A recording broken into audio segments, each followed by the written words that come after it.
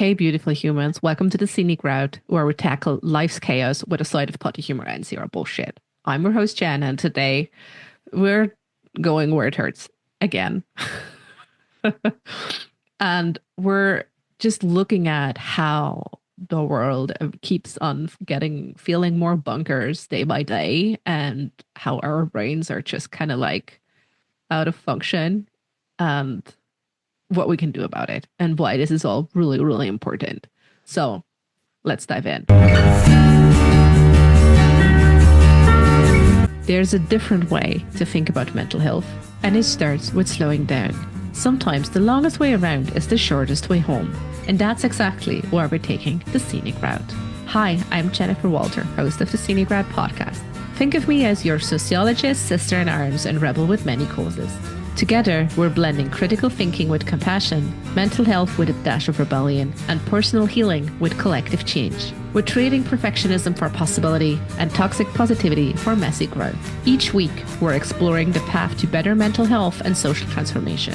And yes, by the way, pretty crystals are totally optional. You ready to take the scenic route? Let's walk this path together. You know that feeling when you open your phone in the morning and immediately want to close it again? Although you should not look at your phone the first minutes after waking up, blah, blah, blah, right? But hey, when your group chat is blowing up with 5 different crises and you don't dare to go on social media, and it just feels very much overwhelming. And this doesn't have anything to do with bad luck or poor time management, or you being like a special soft snowflake, right? It's really crucial to know that this feeling of overwhelm, it isn't a bug in the system, it's a feature, right? The chaos flooding your feed isn't random at all, but it's part of a documented pattern that political economists and media scholars have been tracking for years. And this is also why Naomi Klein's research just hits different. She noticed something that's going on that's going to change how you see every crisis that comes across your screen. So, she's a Canadian political economist and known for her shock doctrine theory that illuminates a powerful pattern in modern governance, right? The strategic use of multiple rapid-fire policy changes and executive actions to overwhelm public discourse and democratic processes. So when dozens of major policy shifts are implemented simultaneously or in a really short period of time, even the most engaged citizens and institutions struggle to analyze and respond effectively. So the shock doctrine isn't about chaotic governance. It's about using chaos as a tool to deliberately create even more chaos. So each wave of changes serves kind of like as a smokescreen for the next and the next and the next, creating a perpetual state of cognitive overload. Klein's research shows how the strategy operates on 3 different levels. First, there's a psychological component. Our brains have limited capacity for processing complex information. When we're hit with multiple significant changes at once, we tend to experience a sort of cognitive paralysis. It's not a lack of empathy or that we stop caring. Our minds just really, literally cannot process everything at once all the time with the depth that is required or needed. Second, there is an institutional breakdown. Democratic systems are designed for deliberate, thoughtful consideration of changes. Legislative bodies, courts, media outlets, civil societies, organizations all need time to analyze, debate, and respond to major policy shifts. When they're flooded with multiple simultaneous changes, these institutional safeguards start to buckle. And here it's where it gets even more interesting and scary too, right? The third level is about power dynamics. The shock doctrine exploits what Klein calls the crisis opportunity. During periods of upheaval, whether those are natural disasters like we saw with Katrina in the US, economic crashes, or political turmoil as we're seeing right now in the first days of the Trump presidency, radical changes can be pushed through with minimal resistance. Why? Because while the public is still reeling from the initial shock, those in power are already executing well-prepared plans. right? When traditional checks and balances are overwhelmed, when media coverage is all over the place, when public attention is fractured across multiple crises and multiple interests, while being deeply divided anyway, that's when the most consequential changes often slip through. The shock isn't about creating confusion. It's about exploiting that confusion to reshape society in ways that might face fierce resistance under normal circumstances. So think about it, right? When you're processing one major change, your brain's like, I got this, babe. But when 20 different massive changes hit you at once, I mean, your mental CPU crashes. There's no other way. And that's exactly the point. It's like when your toddler creates chaos in one room so they can go and sneak cookies from the kitchen cupboard, right? Except we're talking policies that affect millions of lives and not like delicious cookies. Although we should also talk about cookies. But like Klein spotted this pattern everywhere. From political upheavals to economic crisis, the playbook always the same. Create enough chaos that people can't process what's really going down. And the scariest part, she showed it works. It's the playbook. It works. Because while we're all trying to figure out what just happened with issue A, that we already have issue B, truth said, are sliding through the back door. Smoke screen again. So this is also where it gets really interesting. Back in the 60s, I'm going to hit you now with another sociological theory bit because we need to know this. This is the backbone of also media studies. Renowned media theorist Marshall McLuhan predicted our current kind of like social media nightmare with very unsettling accuracy. He said one of his hypotheses was and theories were when humans face information overload, we don't rise to the occasion. We shut down, right? And even if we think to how it goes back to like our mental CPU shutting down, right? I mean, when I grab my phone in the morning and I check and I have like 3 global crises, I have, 3 domestic emergencies and my mom's sending me weird shit I don't want to see. Then I have some friend who has something going on in their life. And then, maybe my astrology app tells me it's Mercury retrograde or whatever. My brain is like, no, what? No, what? No fucking way. And I didn't even have my first coffee. And this nope is what McLuhan calls the numbness effect. When everything screams for attention, we end up hearing nothing at all. So we really need to be like, okay, but how do we get on from this? There's one more bit that's important. And that's agenda setting theory. It helps us really to understand how media shapes not just what we think, but how we think about it. Traditionally, the media's ability to focus public attention has been a cornerstone of democratic discourse. When journalists collectively shine a spotlight on an issue, it tends to rise to the top of public consciousness and often leads to policy action. But here is where it kind of gets muddy and messy in our current landscape. When multiple major policies and crises compete for attention simultaneously, it fragments public discourse. And it's not like as the public wouldn't be fragmented enough already as is. The traditional agenda setting function of media starts to break down. Instead of focused spotlight, we get kind of this very awful disco strobe light effect flashing from one crisis to the another, and your brain is completely going nuts. And there's never enough light to illuminate a single issue.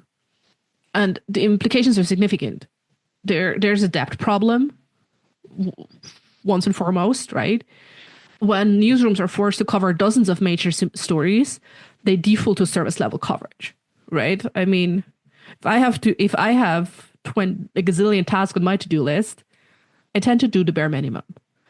And that usually, that works on some days when you do a corporate job, right? But when you're talking complex policies that deserve deep analysis and they just get reduced to headlines and sound bites, we have a problem when that's supposed to be the backbone of political discourse. Right? The policy change itself gets covered, but the crucial how and why, they often get lost. We see also the emergence of what scholars call competing crisis narratives. When everything's present as urgent, the public loses the ability to distinguish between levels of importance. A diplomatic crisis gets the same weight as a celebrity scandal, which gets the same attention as a major climate policy shift. Does that also do with our fucked up like celebrity culture? But that's another episode.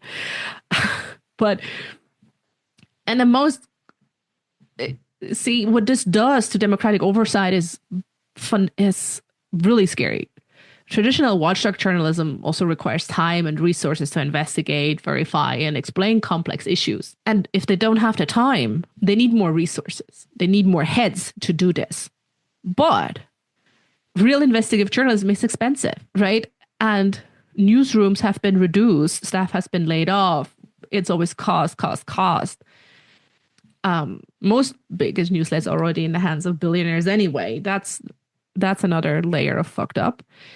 But they're not making available enough resources, monetary or non-monetary, to work to sort of soften, to just soften all of this and kind of like fall back on and be like, okay, there's a lot of going on. We actually have more people to cover things.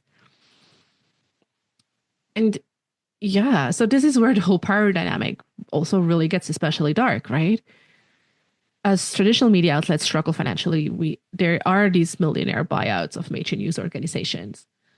So when the watchdogs are owned by the very powers they're supposed to be watching, how fierce can their bite be? So all of this is kind of like the perfect storm, right? Where concentrated wealth shapes our information landscape, while an overwhelming news cycle makes it harder to follow the money and power. It's not just about being overwhelmed by information. It's about who benefits from that overwhelm. It's always who benefits from what's going on. And the end result, a kind of democratic paralysis by information overload. I don't know, if it would be a computer software, democratic.x would not be executing.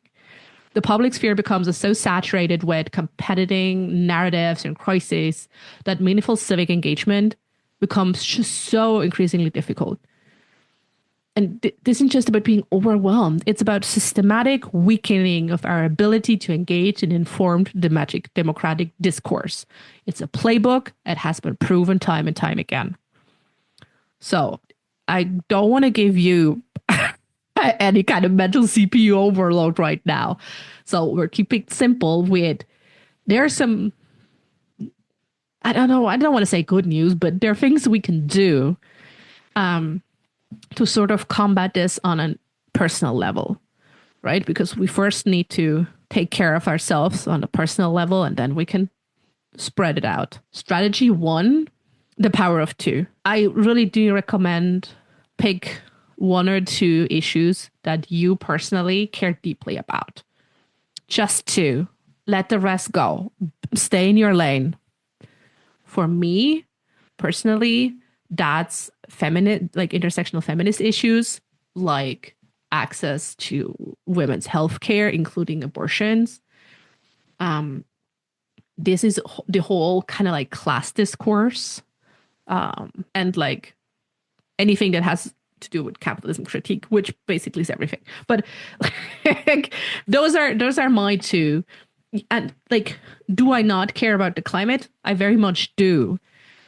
But this is not something where I have the greatest passion for, right? The times I was marching on the street were for feminist issues like Women's Day and not for Fridays for Future. And that's okay, right? Pick 2. Pick the 2 you're most passionate about, because that's where you will have the most stamina. Because this is not a race, this is a marathon. And strategy 2 could be like build your squad. This could be finding a group of friends that all follow the same issue, who care deeply about the same issue. Maybe like start like a book club for saving democracy, and like do talk about things that you've seen or share things you've seen related to your core issue in a chat. This could also mean really find the scholars or journalists that cover your topic of interest and they cover it well, and use what they aggregate from all the vast resources and like help you kind of like figuring things out. And I think that strategy 3 is the most crucial of all. It's kind of like the 48-hour rule. I'd say unless something is literally on fire, wait 2 days before reacting to breaking news. The most urgent news is hardly ever as urgent. And this is, of course, something that works if you're not a journalist yourself. Then it might not be. But again, if we're always reacting immediately to what's going on, you will never... you will have a hard time leaving that cycle of reacting to things. So I think it's time again for Bell Hooks' truth that illuminated powerfully that if the world is designed to exhaust and fragment us, caring for our mental well-being isn't just self-preservation, it's a radical political act. Hooks taught us that love, including self-love and community care, are our most powerful tools of resistance. So I think she said, when we choose to love, we choose to move against fear, against alienation and separation. So taking care of your mental peace isn't selfish. It's revolutionary. And to rest is resistance, right? When systems of power want you scared, exhausted, and disconnected from your own truth, choosing focus and rest becomes really an act of rebellion.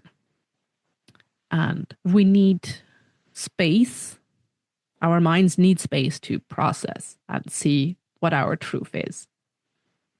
So your rest is resistance. Your boundaries are brave, and your choice to stay grounded and connected to yourself and to your community, that's the foundation of any meaningful change. So if this episode hit home, have a look at my treehouse. There are other resources out there to support you. Like come online on social media or on the podcast notes, drop your comments, let me know how this sits with you, tag me, email me. Always happy to hear from you. And until next week, new episode will be out next Tuesday. And remember, we need our stamina. This is a marathon. The road might be bumpy on the scenic route, but the views are worth it. So see you again on the scenic route.